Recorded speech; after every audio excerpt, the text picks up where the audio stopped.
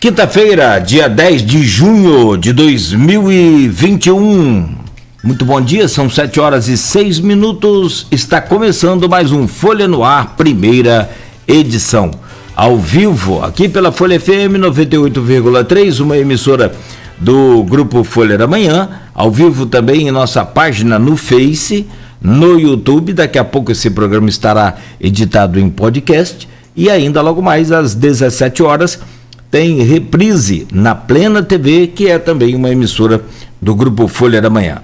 Olha, para Campos hoje a previsão do tempo é de mais chuva. Segue aí a previsão de pancadas de chuva ao longo do dia, com temperatura máxima de 24 e mínima de 19. Ontem, né, conforme a gente falava aqui ao vivo, né, choveu muito forte na cidade, vários pontos de alagamentos e também vários problemas relatados aí pelos ouvintes da Folha FM e leitores do jornal Folha da Manhã. Hoje no programa com Aloysio Abreu Barbosa nós vamos conversar, já está conosco e a gente inclusive vai fazer uma inversão aqui dessa dinâmica do programa, como a gente apresenta todos os dias manchetes, vamos transferir esse primeiro bloco, né, para o último bloco e a gente já começa logo essa entrevista, já começa logo esse bate-papo aqui com o Orlando Tomé Cordeiro. Ele é estrategista político e articulista do jornal Correio Brasiliense. Ele vem para falar com a gente sobre a eleição presidencial de 2022, vem aí também para falar sobre a disputa do governo do estado do Rio de Janeiro, que, né, praticamente já começou, e ainda a política de Campos dos Goytacazes na visão, né, de uma pessoa de fora, vista de fora, como é que é. Tudo isso no oferecimento dos laboratórios Plínio Bacelar e Proteus, serviços de saúde e medicina ocupacional, qualidade certificada ISO 9001-2015. Então, como a gente inverteu aqui as ordens dos blocos, a dinâmica do programa, deixa primeiro eu trazer o bom dia do nosso convidado, até por uma gentileza aí, está conosco nesta manhã, o Orlando Tomé Cordeiro. Logo a seguir a gente já traz o bom dia do Aloysio e então começa o bate-papo. Orlando, prazer recebê-lo aqui, com certeza uma honra a gente poder, né, desfrutar desse conhecimento político e de articulador que você tem, né, para dividir com os nossos, compartilhar com nossos ouvintes. Bom dia, seja bem-vindo aí à Folha FM. Bom dia, Cláudio, bom dia, Luiz, bom dia aos ouvintes do Folha no Ar, do Grupo Folha da Manhã. Primeiro eu agradecer muito o convite, é sempre bom, eu conheço, tenho um carinho especial pelas regiões norte e noroeste do estado, já fiz como consultor alguns trabalhos na região, tenho vários amigos na cidade de Campos dos Goytacazes, em Macaé, e é sempre bom poder conversar sobre política com a população e principalmente num programa prestigioso como o de vocês. Então, espero que seja um bate-papo agradável. Se depender de vocês dois, eu não tenho a menor dúvida, e eu vou procurar fazer o possível para ficar à altura. Muito obrigado. Aloysio, bom dia, seja bem-vindo também ao nosso Folha no Ar, primeira edição. Como sempre, contamos com você aqui. Bom dia. Cláudio Nogueira, bom dia, Orlando, obrigado pela presença. Bom dia, sobretudo você, ouvinte, pelo streaming, telespectador do Folha no Ar. Dá um bom dia também, uma parcela da população que sempre escuta a gente de manhã, que são os taxistas e motoristas de Uber. Espero que o dia hoje, previsão de chuva, né, Nogueira? E uma chuva ontem causou muitos transtornos. Esperar que hoje seja um pouco menos, embora a previsão seja de chuva novamente. Orlando, vamos começar por, como está pré-pautado aí, pela política nacional. Como é que você está vendo? Estamos agora entrando no mês de junho, né? Temos aí pouco mais de junho, julho, agosto, setembro, outubro. Temos aí cerca de 16 meses para a eleição, para o pleito de outubro do ano que vem, presidencial. Como é que você está vendo a perspectiva desse pleito? Aloysio, nós estamos vendo no Brasil já há algum tempo, o Brasil ele tem a gente pode analisar o cenário político brasileiro, e para poder tentar compreender um pouco melhor, a gente precisa voltar um pouco no tempo, quer dizer, ao ano de 2013. Né? 2013, ele sinalizou para o mundo político com aquelas manifestações espontâneas que começaram em São Paulo, o movimento estudantil contra o aumento da passagem de ônibus em 20 centavos naquela época, e que depois foi como um rastilho de pólvora, se espalhou pelo Brasil, algo que surpreendeu as lideranças políticas de todas as correntes, de todos os partidos políticos. Não se esperava isso, entre outras coisas, porque não era muito da tradição brasileira esse tipo de manifestação. E o que ali teve de novidade, que a gente pode dizer? Primeiro, foi o fato de que não havia uma liderança formal dos movimentos. Você tinha de tudo. Pessoas que foram para as ruas para dar um basta, porque estavam literalmente cansadas de toda aquela situação. De outro lado, a outra novidade é como é que essa mobilização aconteceu. Ela aconteceu pelas redes sociais, que até então o mundo político desconhecia. Quando eu falo desconhecia, eu me refiro ao seu potencial e à forma de atuação que as redes sociais propiciam para a atividade política. E aí, os governos todos, o governo federal, os governos estaduais, não souberam e não sabiam o que fazer, como lidar. Né? Não tinha uma liderança formal para você negociar, não tinha uma pauta completa de reivindicação. Se você olhar de 2013, 2014, depois de novo, em 2016, aqueles movimentos aí já mais direcionados pelo impeachment da presidente Dilma, para mim o símbolo dessa, vamos dizer assim, da falta de uma pauta única foi o pessoal levava uma foto que viralizou na época, aquela foto da tomada de 3 pinos, falaram, só isso aqui já vale o impeachment. Ou seja, você tinha uma revolta. Eu lembro, eu cheguei a participar como cidadão de uma manifestação aqui no Rio de Janeiro, na Rio Branco, quando estavam tentando, já nos governos do PT, no plano federal, que tentavam mudar a legislação dos royalties, que traria um prejuízo gigantesco para o nosso Estado. Eu fui para as ruas para a defesa da manutenção do sistema vigente à época. E estava tendo uma ocupação de jovens na Cinelândia, com acampamento, e a gente veio andando pela Avenida Rio Branco, e quando chegamos na Cinelândia, os jovens ocuparam o asfalto, sentados no chão, e a única palavra de ordem deles era, não nos representam. Então, eles ficavam gritando, não nos representam, não nos representam. Então, o que 2013 para cá trouxe a flor da pele? A crise absoluta de representatividade. Então, para a gente poder entender 2022, a gente precisa entender 2013, precisa entender 2014, a eleição, que já foi uma eleição muito disputada, ganha no Photoshop pela Dilma, e para chegar a 2018. Ou seja, nós vivemos, e nesse meio do caminho, com o avanço da Operação Lava Jato, que se tornou um ícone de representação política, porque as pessoas se acordavam de manhã para poder ver as operações da Polícia Federal prendendo os grandes empresários, políticos tradicionais, ou seja, virou um grande espetáculo, e eu não estou me referindo ao espetáculo no sentido de depreciar, mas no sentido de entender o alcance daquilo. Tudo isso somou e criou um caldo de cultura para que em 2018, o Bolsonaro, que, ao contrário do que muita gente fala, eu sempre digo o seguinte, Bolsonaro é tosco, é grosso, mas não é burro. Então, ele, em 2018, muito bem assessorado do ponto de vista de uso das redes sociais, ele surfou com tranquilidade essa onda da revolta e com uma competência ainda maior, considerando que ele, à ocasião, ele já tinha 7 mandatos de deputado federal e mesmo sem nenhuma grande expressão na sua atuação, mas que conseguiu se apresentar para o eleitorado como um antissistema. Quer dizer, uma pessoa que era do sistema, absolutamente, ele e a família sempre viveram o filho dele mais novo, que é vereador aqui no Rio de Janeiro, nunca trabalhou.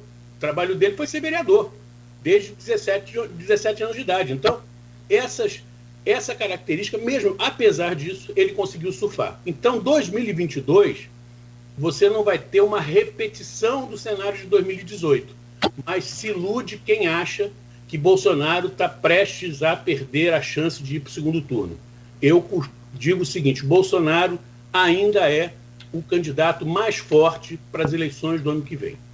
Em relação à oposição, a oposição estava navegando em mares não muito revoltos internamente. Por quê? Porque você não tinha nenhuma grande liderança que despontasse como grande adversário a enfrentar Bolsonaro. E aí surge a novidade, que foi a anulação da sentença do Lula, que tornou novamente elegível. E aí nós temos hoje um cenário em que os dois, pelas pesquisas, elas mostram isso, os dois despontam como favoritos para a disputa eleitoral, como os dois mais bem qualificados e provavelmente os dois que iriam para um eventual segundo turno.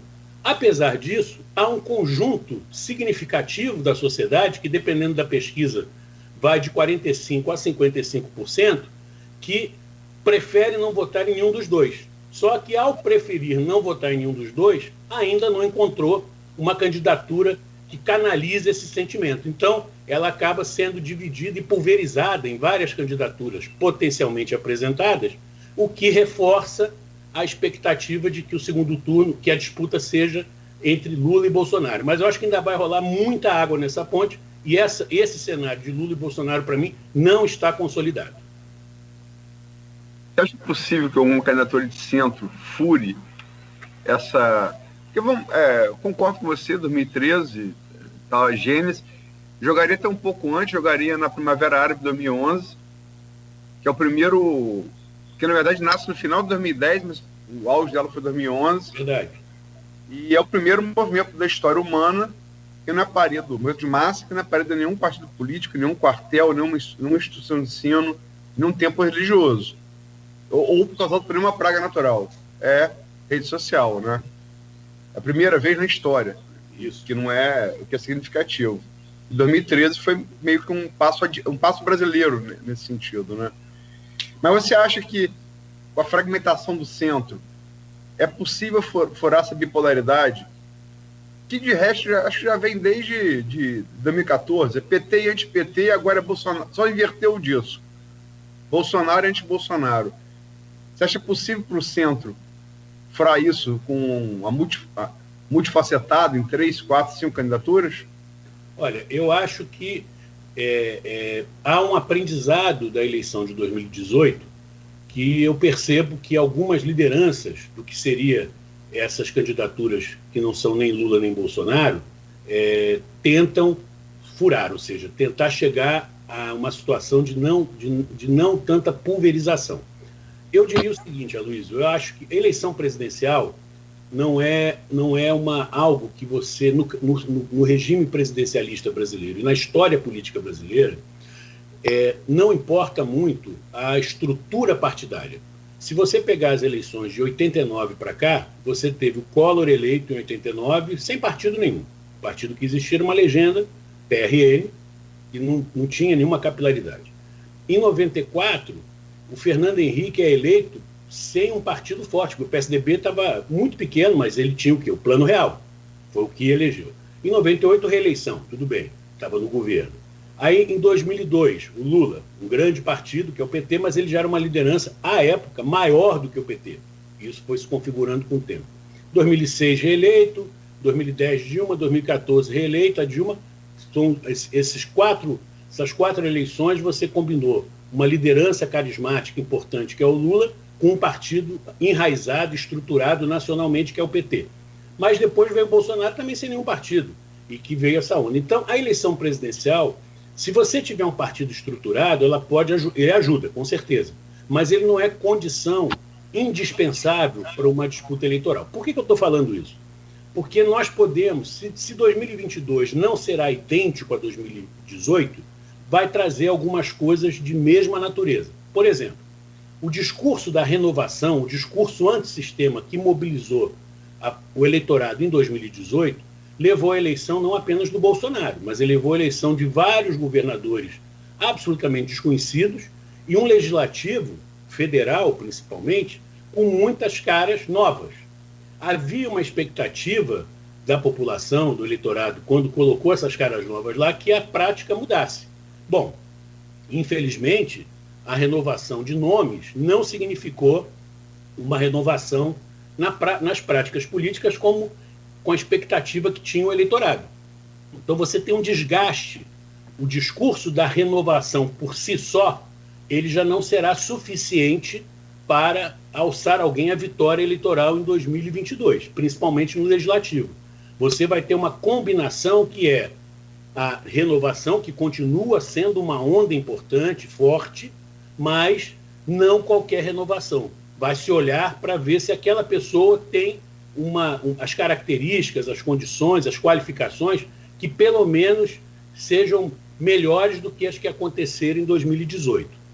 Por que eu estou falando tudo isso? O que tem a ver com a eleição presidencial? Porque é possível que nós tenhamos ainda outsiders. O Bolsonaro foi, apesar da sua vida parlamentar bastante inexpressiva, ele foi um outsider, tá certo? Na eleição de 2018.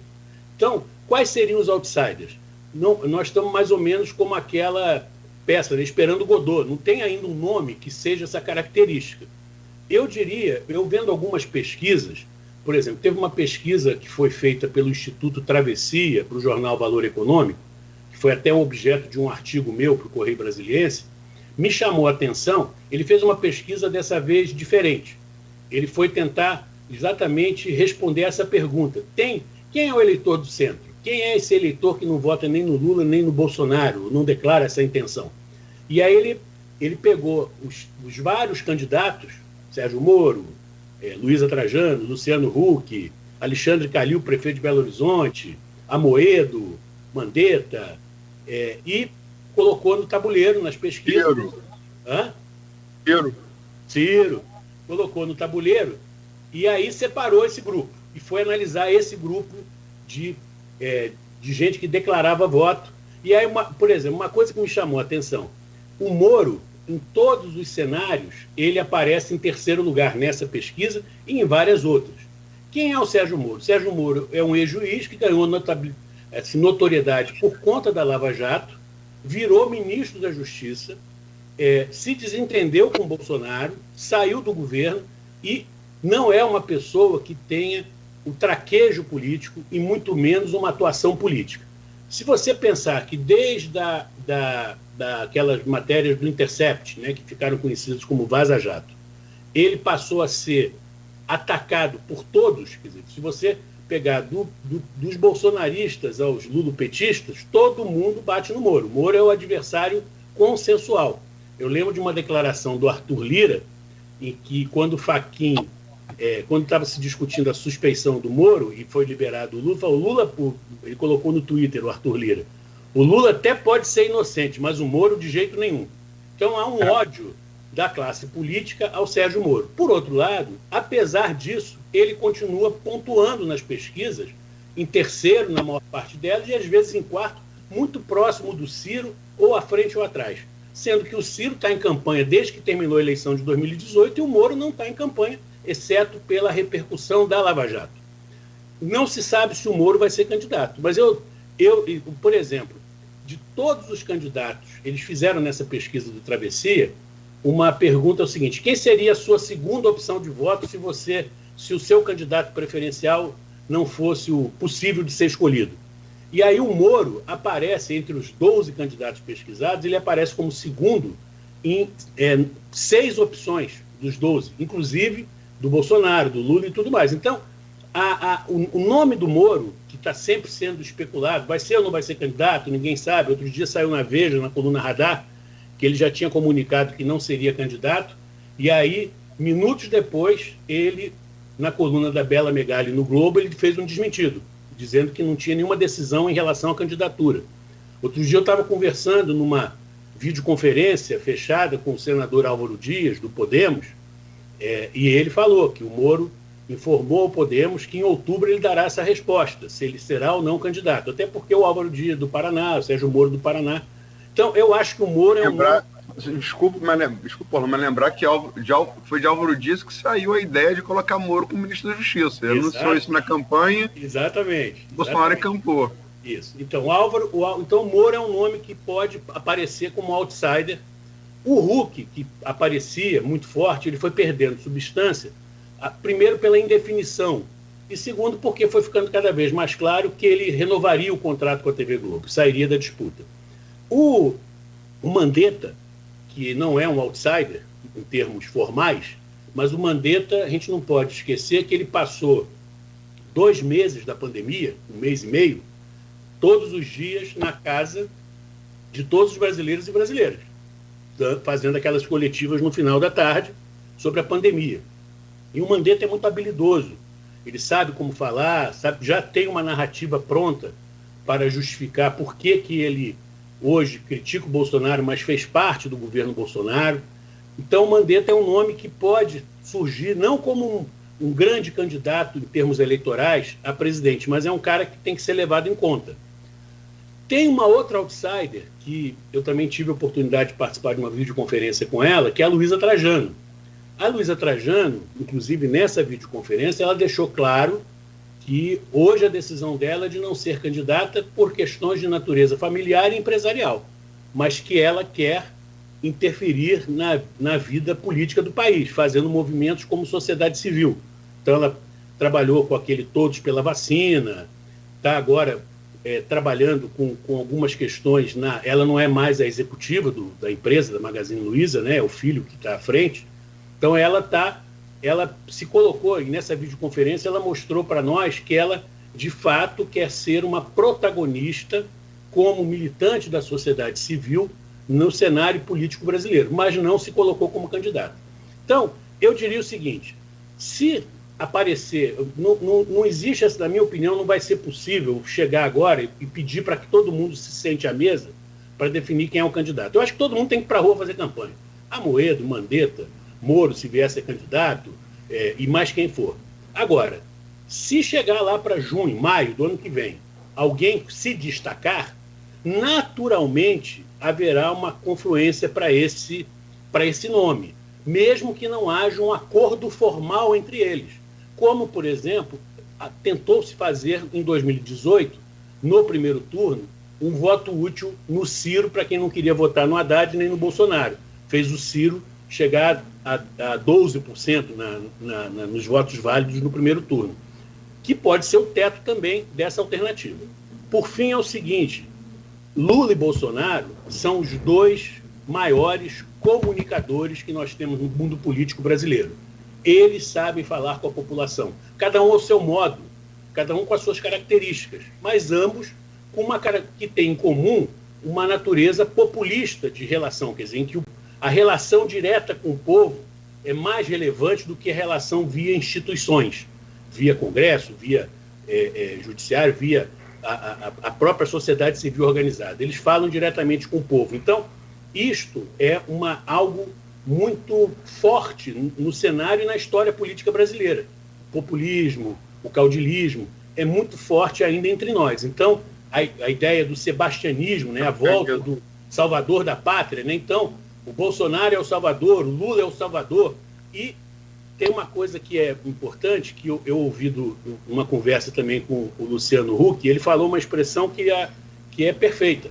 A gente continua, nos últimos anos, fazendo política no Brasil, olhando pelo retrovisor.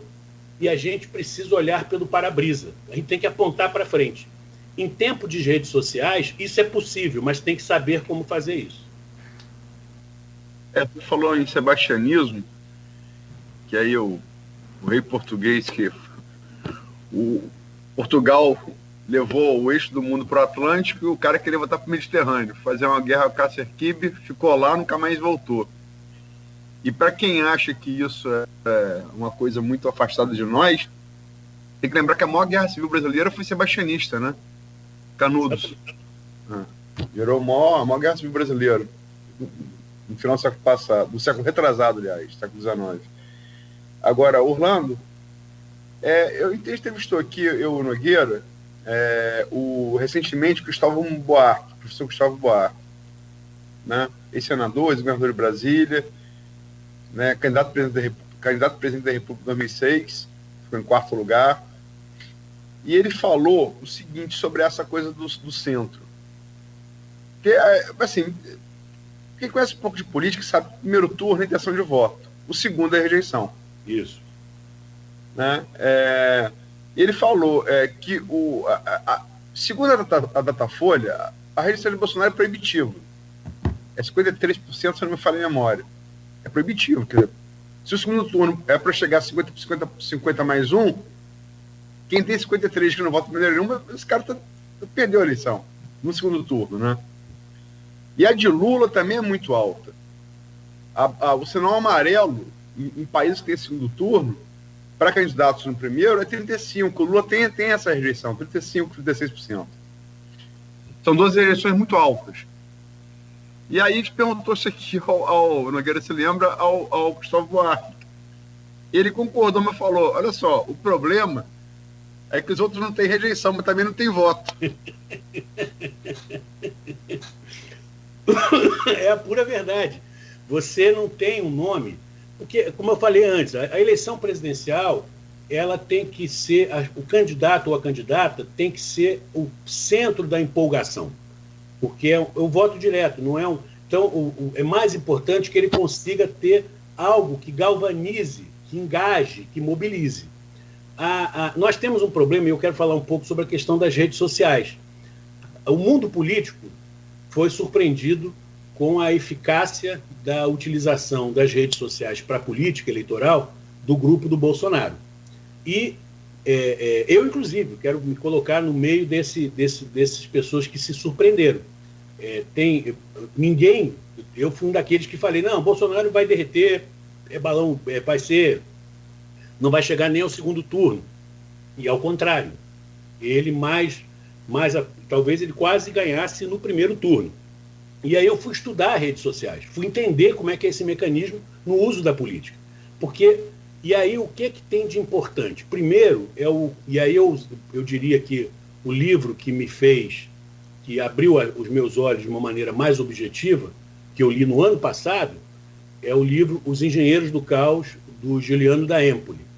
O Giuliano da Empoli é um francês, apesar do nome italiano, que foi assessor direto do primeiro-ministro italiano do Partido Democrático, Matteo Renzi, e que foi surpreendido pelo crescimento na Itália do movimento 5 Estrelas, do Beppe Grillo, né? E aí esse livro, Os Engenheiros do Caos, ele não analisa os políticos, os candidatos, mas os estrategistas por trás desses políticos. Então ele fala do movimento 5 Estrelas, do movimento trumpista, do movimento do Orbán na Hungria, fala um pouco do Bolsonaro, mas ainda não é o principal do livro, e do movimento do Brexit, do Boris Johnson, do Partido Conservador na Inglaterra. E mostra como esses caras entenderam a dinâmica das redes sociais. O que as redes sociais têm? Primeiro, elas, como são empresas que administram essas grandes plataformas, né? Facebook, Twitter, Instagram, Telegram e por aí vai, eles têm os algoritmos, porque aquilo ali é um negócio, é uma empresa, não é uma ação filantrópica, né? E os caras têm o que interessa nessas redes sociais, o que é a medida de sucesso, a medida de êxito, a medida de bons resultados. É o número de curtidas, é o número de engajamentos, é o número de compartilhamentos. Então, para eles poderem viver nesse mundo e com esses critérios, os algoritmos levam a que você seja colocado em bolhas de quem pensa parecido com você ou de quem tem assuntos de interesse semelhantes aos seus assuntos de interesse, e isso vai fazendo com que você tenha um mundo de milhões de bolhas que não necessariamente se comunicam, porque você vai se isolando nas suas bolhas, até porque as redes sociais, elas trouxeram, no campo da política, elas trouxeram a possibilidade do protagonismo individual sem a intermediação de instituições como, por exemplo, partidos políticos. Eu vou ali, coloco a minha opinião na rede, as pessoas que concordam comigo repercutem, conversam comigo, reforçam as minhas crenças e eu vou me retroalimentando na própria bolha, mesmo que as outras milhões de bolhas que não me conhecem e que eu não convivo, não tenham nada a ver com aquilo que eu acredito. Então, por isso que ainda tem gente hoje que se surpreende, e não é para se surpreender, por que você tem uma bolha gigantesca no mundo de quem acredita que a Terra é plana. Por que existe isso? Não adianta chegar para essas pessoas e mostrar as fotos da Lua, não adianta mostrar as fotos tiradas do espaço da Terra, mostrando que ela é redonda, porque essas pessoas não acreditam. Elas acreditam nas suas próprias crenças, nas suas verdades. A sua verdade não depende de evidências. Então, ela se basta. E cada um que acredita vai juntando e forma essa bolha. Então, não há possibilidade de você furar essa bolha pela racionalidade, pelo equilíbrio. Eu estou pegando a questão da Terra plana porque ela, para nós, no século XXI, já na terceira década, soa como absurdo alguém acreditar que a Terra é plana. Mas tem. E não é fake. As pessoas acreditam mesmo. Elas trazem argumentos para validar essas suas crenças. Como esses engenheiros do caos, esses estrategistas, olharam isso e colocaram isso a serviço das candidaturas a quem eles assessoravam? Eles viram o seguinte: não é necessário que você tenha um discurso, uma narrativa idêntica para todas as bolhas. Você pode e deve adaptá-las para o interesse de cada uma das bolhas. E aí você tem dois caminhos que são divisores do ponto de vista ético. Alguns que fazem isso sem nenhuma preocupação de manutenção de coerência. Então o cara pode defender uma posição A e num grupo, e no outro grupo esse mesmo cara defender uma posição antagônica, porque como esses grupos não se comunicam, não teria problema. E aqueles que não. Defendem uma coerência, mas constroem uma narrativa adequada a cada um dos grupos. No Brasil, as pessoas, as lideranças políticas do que seria o denominado centro, eu não gosto muito desse nome, porque centro é algo que não empolga, centro é uma coisa anódina, centro é uma coisa que não tem cheiro, não tem cor. Você não vai ver ninguém indo para a rua assim, eu sou de centro. Não existe isso, né? O centro tem a ver com racionalidade, com equilíbrio, numa visão de mundo em que você tinha uma linha reta, em que de um lado tinha a extrema direita e do outro lado tem a extrema esquerda. No mundo das redes sociais, a linha reta foi substituída por uma esfera, em que você tem várias secções nessa superfície dessa esfera, que várias partezinhas, que são as bolhas, e que são outros interesses, são outras formas de mobilização e de engajamento. Então, eu diria que o grande problema é que nem mais ou menos no início dos anos 2000, havia algumas lideranças políticas que ficavam fazendo campanha eleitoral falando da importância da gestão, a gestão profissional. A população não quer eleger um gerente. A população até quer um governo competente, mas ela quer eleger um líder. Ela quer eleger alguém que as lidere, alguém que as represente. Ela tem que olhar para aquela pessoa e falar: essa pessoa me representa. Ele fala o que eu acredito. Ele promete aquilo que eu acredito que seja necessário. Se ficar com um discursinho meia boca, tentando passar de bom moço ou de boa moça, não se cria. Isso quer dizer o quê? Que você tem que passar a ter uma atitude agressiva contra os adversários, tem que excluir, tem que trabalhar num clima de ódio? Não, obrigatoriamente. Mas se você não mexe no que é emoção, você não mobiliza. E se você olhar para as candidaturas, que não são nem Lula nem Bolsonaro, qual delas emociona? Nenhuma emociona. Então aí está a raiz do problema. Então quando o Cristóvão fala que não tem voto, não tem rejeição, não tem voto, ele tem toda a razão. E por que não tem voto, na minha opinião? Não é porque falta conhecimento, falta plataforma, falta bandeiras, falta programa, não. Falta empatia, falta capacidade de comunicação com o povo no dialeto que o povo entende, que é o que o Lula e o Bolsonaro sabem fazer, cada um ao seu modo. Então, vai surgir alguém com essas características? É uma interrogação que não dá para responder. Hoje não existe esse nome ainda. Colocou aí, na sua análise, falou de alguns nomes, começou pelo Moro e deu a entender que talvez fosse o nome mais próximo a isso. É isso mesmo ou eu entendi errado? Não, eu diria que o Moro ele pode surgir como um outsider forte, justamente. Como eu falei no início, eu estou com 63 anos, né?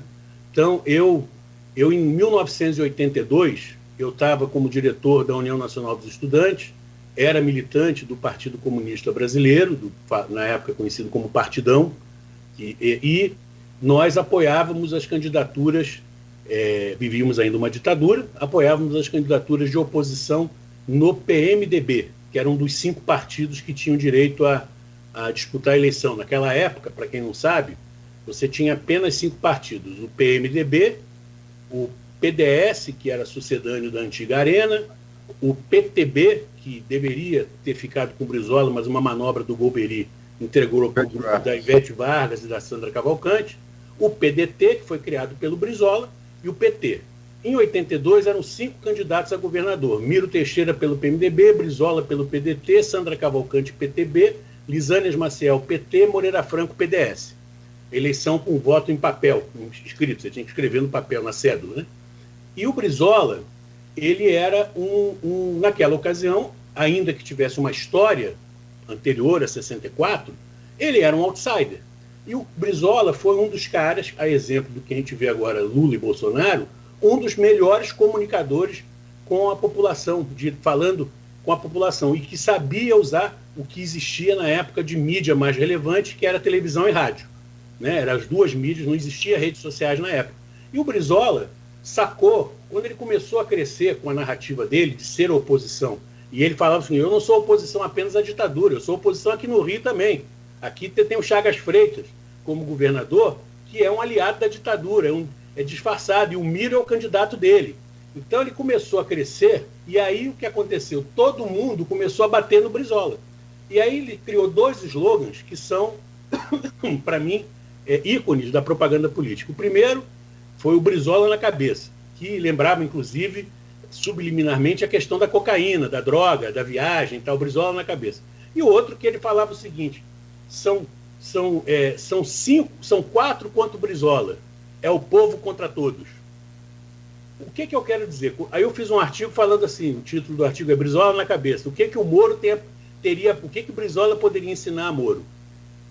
Como o Moro hoje é um cara que é unanimidade no mundo político, todo mundo contra ele, todo mundo, do Bolsonaro ao PT, e ao mesmo tempo tem 2 questões que são relevantes. A questão da corrupção, que nunca foi bem compreendida pelos setores progressistas da sociedade, que deixaram de mão beijada para os setores mais conservadores a bandeira da luta anticorrupção. Eu sou da época remanescente, do período pré-64, em que se falava que a luta contra a corrupção, se você falava da corrupção como uma coisa central, você era taxado de udenista, do partido UDN, que era o partido do Carlos Lacerda, do Jânio Quadros e tudo mais. Pois bem, a luta contra a corrupção e a questão da corrupção, mesmo com as matérias do Intercept, falando da Lava Jato, ela continua aparecendo nas pesquisas como primeiro, segundo ou no máximo terceiro tema mais relevante. Ora, se você tem a luta contra a corrupção como uma coisa relevante para a sociedade, segundo as pesquisas, e você tem um cara que representa isso, porque é indiscutível, não tem ninguém no cenário político brasileiro que tenha a capacidade de representar para a opinião pública a luta contra a corrupção, além do Moro. Ninguém. Você não pode falar, não é que as pessoas, os demais, sejam corruptos, não é isso que eu estou falando. Eu estou dizendo da associação de imagem. Quem luta contra a corrupção? Sérgio Moro. Ponto. Da mesma maneira que você pode associar a questão da defesa dos mais pobres ao Lula, a defesa contra a esquerda e os comunistas ao Bolsonaro, enfim, cada um tem a sua imagem. O Moro tem isso.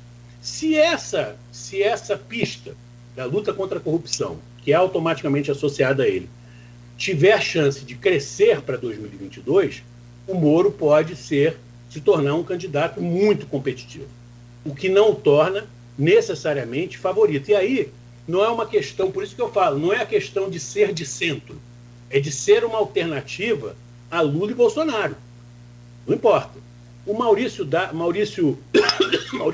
Moura, do ideia Big Data, ele faz pesquisas para Exame, para a revista Exame, e na última, ele mostra o seguinte, que o que ele chama ali de terceira via, que seria essa alternativa, tende a ser, pelo comportamento do eleitorado demonstrado nessa pesquisa, tende a ter mais chance de vitória se tiver um perfil mais conservador do que progressista. O que significa isso? Significa que seria, em tese... Moro tem mais chance que o Ciro. Exatamente. Teria mais chance que o Ciro. Isso quem diz... Eu concordo com essa análise do Maurício Moura, pelo que eu percebo, eu faço, por intermédio de um sócio meu, a gente faz análise de Big Data, ele faz análise diária de uma rede gigantesca, a gente percebe esse movimento. Então, muita gente se assusta. Ontem saiu uma pesquisa nova do Poder Data, em que mostra que no eventual segundo turno, essa é a chamada da matéria do Poder Data, que no eventual segundo turno, Lula na frente do Bolsonaro, mas com uma queda de 7% na diferença. E no primeiro turno, Bolsonaro já na frente do Lula, no empate técnico, 32-31, ao contrário da pesquisa anterior. Aí, mas não é possível, como é que isso é possível? Não, essa pesquisa está errada metodologicamente, não funciona. Foi presencial, foi por telefone. Isso não é... Primeiro é o seguinte, pesquisa por telefone é tão válida quanto a pesquisa presencial. Nos Estados Unidos, eu fiz uma live no meu canal no YouTube com o Bruno Soller, do Instituto Travessia, que é um cara, apesar de ser jovem, já tem muitos anos de estrada, e ele falou, nos Estados Unidos não tem pesquisa presencial. Hoje em dia já é pela internet. Então não é isso que dá credibilidade ou não à pesquisa, é a metodologia, é o campo, assim, a amostragem que você faz e tudo mais. Pois bem, a verdade é o seguinte, nas redes sociais, o Bolsonaro continua dando a narrativa. E o que é pior, ele continua pautando a oposição. Observa que nós tivemos, no dia 29 de maio, manifestações muito maiores do que se esperava. Tanto os organizadores como o próprio Bolsonaro. Foi em São Paulo, Brasília e Rio de Janeiro, os 3 epicentros onde você teve, em São Paulo, que foi a última daquele dia, você ocupou de 8 a 10 quarteirões. Então, num tempo de pandemia, isso é significativo. Pois bem, o bolsonarismo nas redes sociais ficou paralisado até mais ou menos 11 horas, meio-dia do domingo. Dia 29 foi sábado. Até 11, meio-dia do domingo, dia 30 de maio. Aí começou a reação. Qual foi a reação? Primeiro, dizendo o seguinte, olha, agora já pode aglomerar, né? Então acaba essa hipocrisia, todo mundo pode aglomerar. E depois foi tentando pegar alguns outros caminhos para emplacar uma narrativa, porque eles vão fazendo isso. Como é que eles funcionam? Eles jogam uma, vê como é que reage a bolha deles, já joga outra, até que uma pega e os caras começam a compartilhar. E muita gente superestima o papel dos robôs. O papel dos robôs é de disseminar, é de lançar a ideia, mas as pessoas, os perfis reais de seres humanos é que compartilham. 2 dias depois, e a oposição capitalizando o 29 de maio. Então foi pela primeira vez nas redes sociais, a oposição deu de goleada no Bolsonaro, durante 1 dia e meio. Aí veio a Luana, o depoimento na CPI, e veio a Copa América. Aí mudou. Aí o Bolsonaro, que de bobo não tem nada, falou, a Copa América é nossa, vamos fazer, que depender de mim vai ser aqui no Brasil. Aí todo mundo largou 29 de maio, de beber, de capitalizar aquela vitória, porque foi uma vitória, foi uma manifestação expressiva, e começou a falar da Copa América. Agora é o TCU. Daqui a pouco ele lança os balões e as pessoas não discutem o que é o essencial. O que é o essencial hoje? O governo o governo federal foi o grande responsável pelo atraso da vacinação no Brasil e o grande responsável pelo atraso da retomada da economia. Por quê?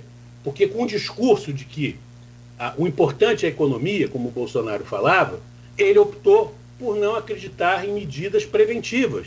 Ficou divulgando aquela coisa do tratamento precoce, e aí fica todo mundo discutindo isso e não discutindo o que é essencial. Ou seja, a oposição é refém do Bolsonaro. O Bolsonaro parece o flautista de Hamelin. Ele toca e a oposição vai atrás, e a mídia também. A mídia repercute. Então ele pauta todo mundo. O Lula, que de bobo não tem nada, depois de ter tido a catarse daquela coletiva no sindicato, logo depois da anulação das sentenças, ele recuou. Ele está fazendo o quê? Está fazendo o jogo dos bastidores. Está conversando com todo mundo. Por exemplo, o Lula não... Agora, ao Lula não interessa, eu não estou me referindo aos petistas, vamos dizer assim, militância, né? Mas ao Lula, que é um estrategista político, não interessa o Bolsonaro fraco. O Bolsonaro é o adversário ideal para o Lula. Então, anteontem, ele deu uma entrevista numa rádio lá no Piauí, em que pela primeira vez ele sinalizou a possibilidade de ser a favor do impeachment do Bolsonaro. Mas ele não vai fazer força nenhuma. O Bolsonaro, para ele é bom que o Bolsonaro, no máximo, vá sangrando na visão dele, até chegar nas eleições com 25%, 22%, para ir para o segundo turno para enfrentá-lo. Essa é a estratégia dele. Então, o Lula não vai fazer autocrítica dos erros do PT, esquece, não vai fazer, não vai assumir que o Petrolão foi corrupção sim, que não vai assumir o Mensalão como erro, vai continuar fazendo esse tipo de jogo. Para quê? Porque é assim ele polariza. E para o Bolsonaro, o Lula também é o adversário ideal, porque o cara fala, esse aí, vocês querem a volta dele? Então, é aquilo que o Huck falou, a gente está discutindo olhando para o retrovisor. Você quer a volta do Lula ou você quer a manutenção do Bolsonaro? E não estamos discutindo um projeto de país. Para onde nós queremos ir? Como é que fica, por exemplo, um ativo econômico que nós temos à nossa disposição, que é a floresta amazônica? Como é que nós transformamos aquilo? Como é que nós transformamos esse país numa potência verde, que vai ser fundamental nesse século já, em termos de reposicionamento do Brasil na ordem econômica mundial? Não, a gente continua apostando nas commodities de grãos, de minério, petróleo. Ou seja, a gente não olha para frente, a gente continua olhando pelo retrovisor. Eu tô sem meu WhatsApp desinstalou, só poder ver isso mais tarde. Tá sem bússola. Eu tô sem retorno seu aqui. Tá. Não, vamos lá, vamos fazer um intervalo. É porque também fica muito complicado cortar o raciocínio do Orlando aí, que um fio pega no outro, né? Não tem jeito. Vamos fazer uma pausa rápida e a gente volta. Acho que esse próximo bloco a gente pode... Essa aí, a questão da eleição de 2022, Aloysio e Orlando, tem demanda para fazer uma semana de programa, né? Com certeza. No Brasil, 24 horas é longo prazo, viu? Aliás, aí ele... É verdade. Vamos ter que maratonar como esse sistema novo aí. Agora, interessante, Aloysio e Orlando, a gente deixar para o próximo bloco, se vocês concordarem, é um tema também que é bem discutido hoje e, como você disse agora aí, eu achei bacana demais, eu concordo com você. Você disse mais cedo que o Bolsonaro pode ser tosco, pode ser grosso, mas não é burro, de forma nenhuma, senão ele não seria presidente da República, né? Tem toda uma situação, mas ele não é burro, ele estava na hora certa, no lugar certo. Agora, essa questão, e aí eu vou te colocar, até a PEC da Bia Kicis, ela levanta uma outra pautada, vamos dizer assim, do Bolsonaro. Não, a PEC 135/2019 da Bia Kicis, do PSL do Distrito Federal, que trata do voto impresso na urna eletrônica. Não vai acabar a urna eletrônica, vai ter o voto impresso, aquela coisa toda. A minha pergunta e se você puder, do próximo bloco, responder, é correto a gente afirmar que Bolsonaro, independente de ser aprovada essa lei, essa PEC ou não, ele já conseguiu o que queria com essa estratégia, que é colocar em xeque a credibilidade das eleições no Brasil? Você me comenta sobre isso no próximo bloco, você, o Aloysio também, claro, né, aqui no programa Folha no Ar, primeira edição, e a gente faz uma pausa rápida. O programa tem o oferecimento dos laboratórios Plínio Bacelar e Proteus Serviços de Saúde e Medicina Ocupacional, com a qualidade certificada ISO 9001-2015. Manter as portas